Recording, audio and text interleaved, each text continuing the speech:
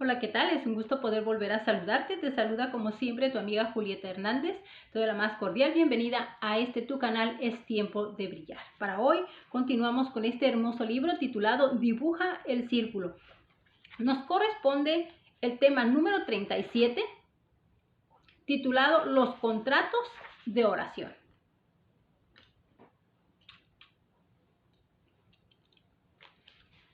Todo lo que ustedes aten en la tierra quedará atado en el cielo. Mateo 18:18. Hace más de 10 años pasé caminando junto a una casa que habían usado los vendedores de drogas en Capitol Hill y Dios me dio la visión de una cafetería. En aquellos momentos era una oración ridícula porque apenas teníamos dinero y gente en la iglesia. Así que comenzamos a rodearla caminando alrededor de ella, de la misma forma que hicieron los israelitas con Jericó. En el transcurso de 5 años le debemos haber impuesto manos, parado sobre ella y trazado un círculo a su alrededor 10,000 veces. El precio original que nos pidió el dueño era de $1 millón, pero mientras más orábamos, más iba descendiendo el precio. Cuando por fin la compramos, dimos $325,000 por ella. Lo más asombroso de todo fue que 4 posibles compradores estaban ofreciendo más dinero que nosotros, y entre ellos había 2 compañías inmobiliarias. Entonces, ¿cómo fue que la conseguimos? Mi única explicación se encuentra en Mateo 18:18. Todo lo que ustedes aten en la tierra quedará atado en el cielo. Nuestras oraciones tenían un hiperenlace con esa promesa. Nosotros creíamos genuinamente que era Dios quien nos había dado nuestra visión. Así como Jesús conversaba junto a los pozos, lugares naturales de reunión en el mundo antiguo, nosotros queríamos crear un pozo posmoderno donde se encontraban los caminos de la iglesia y la comunidad. Y esa propiedad a una calle de la Union Station en la esquina diametralmente opuesta a la Comisión de Seguridades e Intercambios y en el corazón mismo de Capitol Hill histórico. Era nuestra tierra prometida. El verbo traducido como atar tiene una connotación de tipo legal. Significa hacer un contrato con respecto a algo. Eso es precisamente lo que sucede cuando oramos a la voluntad de Dios. Nuestras oraciones establecen un contrato en el ámbito espiritual. Así que aunque el 7 de febrero del 2002 es la fecha en la cual pusimos nuestras firmas en el papel y tomamos posesión de la propiedad ante los ojos del gobierno y contrato espiritual, ya había sido sellado 7 años antes. La fecha es la del primer círculo de oración que trazamos alrededor de esa propiedad. Autoridad plena. A lo largo de todo este libro he insistido en una sencilla verdad y me agradaría decirla una vez más. El propósito de la oración no es conseguir lo que queremos. El propósito de la oración es discernir lo que Dios quiere, aquello que es su voluntad. Pero si tu oración está dentro de la voluntad de Dios, entonces estará apoyada por la autoridad plena del Rey y de su reino. A.W. Tozer escribió: lo que nos viene en la mente cuando pensamos en Dios es lo más importante que hay en nosotros. Así que permíteme que te haga esta pregunta. Cuando piensas en Dios, ¿cuáles son las imágenes que te vienen a la mente? La imagen que me viene a la mente es un cuadro de Jesús. Es un cordero cargado alrededor de los hombres, porque ese es el cuadro que mis abuelos tenían colgado en su casa. Sospecho que en la mayoría de los casos la figura dominante para mucha gente sea la de Jesús clavado en la cruz. Esa espantosa cruz es la imagen más hermosa del aspecto que tiene el amor verdadero. Pero permíteme hacer una observación que tal vez te parezca un tanto sacrílega. ¿No le está orando a un Dios que se haya clavado en una cruz? Jesús está sentado en el trono y la tierra es el escabel de sus pies. Suya es toda la autoridad y si tú eres suyo, entonces esa autoridad es tuya también. Subestimamos extremadamente la autoridad que tenemos por ser hijos de Dios y necesitamos con urgencia una visión como la que tuvo Isaías, que vio al Señor alto y sublime.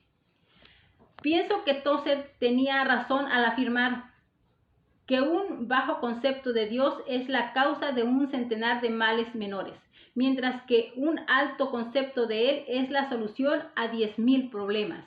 Nuestro mayor inconveniente es el concepto tan limitado que tenemos de Dios. Él es mucho mayor que nuestros mayores problemas. Es mucho mejor que nuestros mejores pensamientos. Es definitivamente más sabio, bondadoso y poderoso que todo cuanto nosotros nos podemos imaginar. Negocia. Recordando lo pasado, me alegra que nos tomara tanto tiempo comprar nuestro pedazo de tierra prometida. Y me alegra que fuera tan difícil como lo fue. ¿Por qué? Porque aprendimos a soñar en grande, a orar con intensidad y a pensar con detenimiento.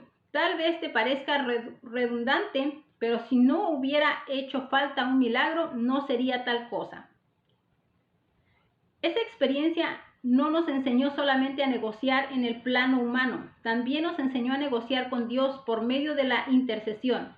Nos llevó más allá de nuestros límites y ensanchó nuestra fe, y ahora estamos administrando el milagro creyendo que Dios nos concederá milagros más grandes y mejores. Nosotros tendemos a considerar la meta como tal, pero en la economía de Dios la meta es el proceso en sí. No es un absoluto lo que estamos haciendo, sino en quienes nos estamos convirtiendo mientras lo hacemos. No se trata de hacer grandes cosas para Dios, se trata de que Dios pueda hacer grandes cosas en nosotros. Después de explicar la naturaleza de nuestras oraciones como contratos, Jesús explica el poder que tienen los círculos de oración. Si dos de ustedes en la tierra se ponen de acuerdo sobre cualquier cosa que pidan, les será concedida por mi Padre, que está en el cielo. Porque donde 2 o 3 se reúnen en mi nombre, ahí estoy yo en medio de ellos. El concepto de los círculos de oración se puede entender de dos formas. Se refiere a cosas concretas alrededor de las cuales estamos trazando un círculo de oración, como la casa que convertimos en nuestra cafetería. Pero cuando 2 o 3 se ponen de acuerdo en oración, están formando un círculo de oración alrededor del círculo de oración. Es como si fuera un círculo doble o triple. El verbo atar significa también juntar, amarrar. Es el mismo que usamos para describir los votos matrimoniales. Así como en el matrimonio los dos se convierten en una sola carne, también cuando nos ponemos de acuerdo en oración, los dos nos convertimos en un solo espíritu. Se produce algo poderoso cuando nos ponemos de acuerdo en oración. La fe que tenemos no se suma solamente, sino que se multiplica. Eso no significa que nos podamos llegar hasta la agencia local de automóviles y hacer un círculo alrededor de nuestro modelo favorito junto con algunos amigos, pero sí estamos orando en la voluntad de Dios y para su gloria. Ponernos de acuerdo en oraciones es como legalizar nuestro contrato de oración. Por último, el verbo atar significa encadenar.